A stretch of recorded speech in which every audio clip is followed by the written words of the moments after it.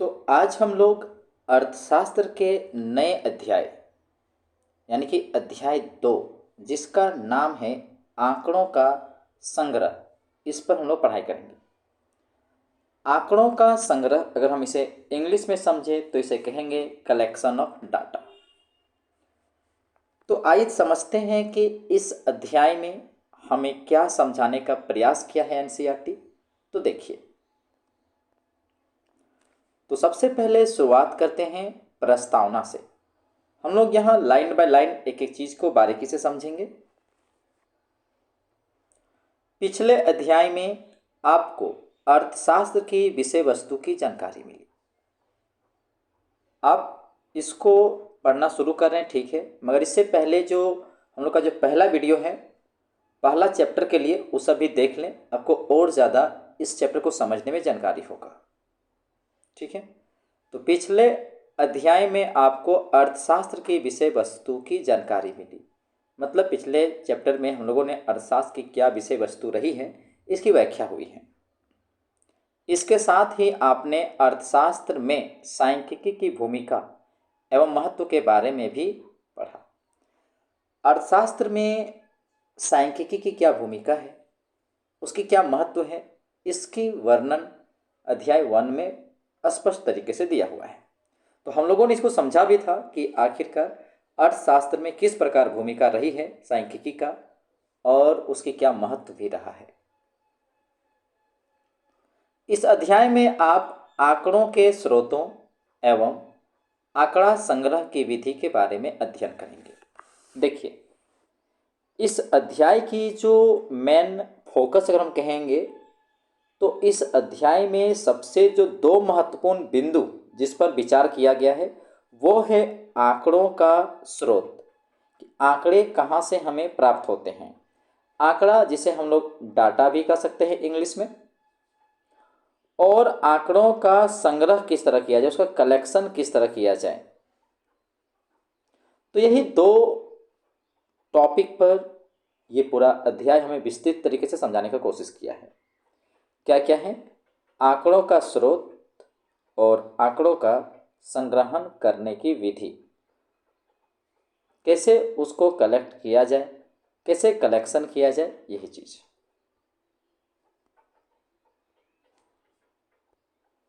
आंकड़ों के संग्रह का उद्देश्य किसी समस्या के स्पष्ट एवं ठोस समाधान के लिए साक्ष्य को दर्शाना है। देखिए, मेन उद्देश्य क्या है, मेन पर्पस क्या है डाटा को कलेक्शन करने का, आंकड़ों के संग्रह करने का जो मेन उद्देश्य है वो ऐसे प्रमाणों को, ऐसे साक्ष्य को दिखाना है जो समस्या के स्पष्ट एवं ठोस समाधान के लिए हो। मतलब यहाँ कहना चाहेंगे कि आंकड़ों के संग्रह का उद्देश्य किसी समस्या के स्पष्ट एवं ठोस समाधान के लिए साक्ष्य को दर्शाना है।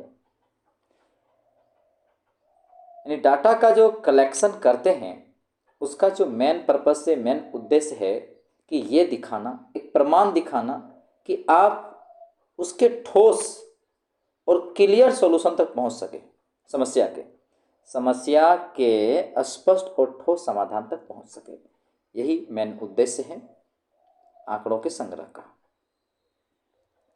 अर्थशास्त्र में प्रायः ऐसे कथनों से आपका सामना होता है। देखिए, यहाँ पर एक एग्जाम्पल लिया जा रहा है जो आपको अर्थशास्त्र में इस तरह की चीज़ों से आपकी भेंट होती है, आपको बार बार इस तरह का देखने को मिल जाता है। कैसे, वो देखिए, क्या उदाहरण के साथ समझाने की कोशिश किया है। अनेक उतार चढ़ावों के पश्चात, कई बार अप डाउन्स होने के बाद, उतार चढ़ाव होने के बाद, खाद्यान्नों का उत्पादन जो हुआ है 1970 और 71 में 10.8 करोड़ टन से बढ़कर जब साल आया 1978 और 1979, तो 10.8 करोड़ टन से खाद्यान्न बढ़कर हो गया 13.2 करोड़ टन। किंतु 1979-80 में फिर से गिरकर, यानी कि 1979-80 में फिर खाद्यान्न में गिरावट आई और फिर वापस नीचे गिर कर कितना हो गया, 10.8 करोड़ टन हो गया। उसके बाद खाद्यान्नों का उत्पादन 2015-2016 तक लगातार बढ़ता बढ़ता गया और बढ़कर 25.2 करोड़ टन हो गया तथा 2016-17 में इसने 27.2 करोड़ टन का आंकड़ा छू लिया। तो यहाँ पर हमें एक आंकड़ा क्या दिया है कि किन किन वर्षों में कितने उत्पादन हुए हैं। तो एक तरफ हम लोग साल को देख रहे हैं और एक तरफ कितने उत्पादन हो रहे हैं।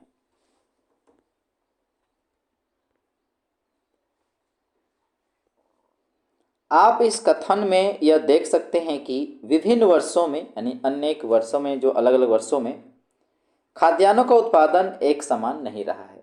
बिल्कुल कह सकते हैं यहाँ पर कि एक समान नहीं रहा है, उसमें परिवर्तन आते रहा है।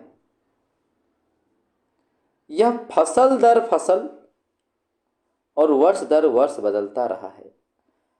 तो विभिन्न वर्षों में क्या हुआ है कि फसल दर फसल मतलब अलग अलग फसल का अलग अलग उत्पादन हुआ है, फिर साल दर साल अलग अलग हुआ है। चूँकि ये मूल्य परिवर्तनशील होते हैं, चूँकि ये जो वैल्यूज़ हैं, फसल का उत्पादन जो है, ये इसकी जो मान है वो परिवर्तनशील होते हैं, अतः इन्हें चर कहा जाता है। इसे क्या कहेंगे? इन्हें चर कहेंगे यानी वेरिएबल कहेंगे। इन चरों को प्रायः अगर हम अंग्रेजी के अक्षर का प्रयोग करें तो capital X, capital Y, capital Z आदि अक्षरों द्वारा प्रदर्शित किया जाता है। प्रत्येक चर का मूल्य प्रेक्षण कहलाता है। प्रत्येक चर का मूल्य प्रेक्षण कहलाता है, यानी कि एक ऑब्जर्वेशन कहलाएगा कि कितना उस समय हुआ है। तो हर वेरिएबल का, हर चर का क्या है, ये जो मान आया है वो ऑब्जर्वेशन कहेंगे, प्रेक्षण कहेंगे। उदाहरण के लिए भारत में खाद्यान्न उत्पादन 1990-1971 में 108 मिलियन टन से लेकर वर्ष 2016-17 में 272 मिलियन टन के बीच रहा,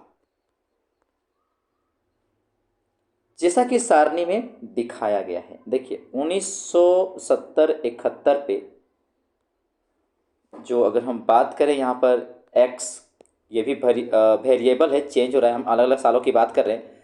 तो अभी हम थोड़ी देर पहले बता दिए थे कि जो वेरिएबल है, जो बदलता है, परिवर्तनशील है, उसे हम लोग चर कहेंगे। तो यहाँ जो विभिन्न वर्षों में जो लिया गया है तो आप इन्हें चर कहेंगे, क्योंकि अलग अलग वर्षों में जो उत्पादन हुआ है वो भी वृद्धि हो रहा है या घट रहा है, यानी परिवर्तन हो रहा है, कुल मिला के हैं। तो हम लोग का जो यहाँ उत्पादन है उनको भी चर कहेंगे।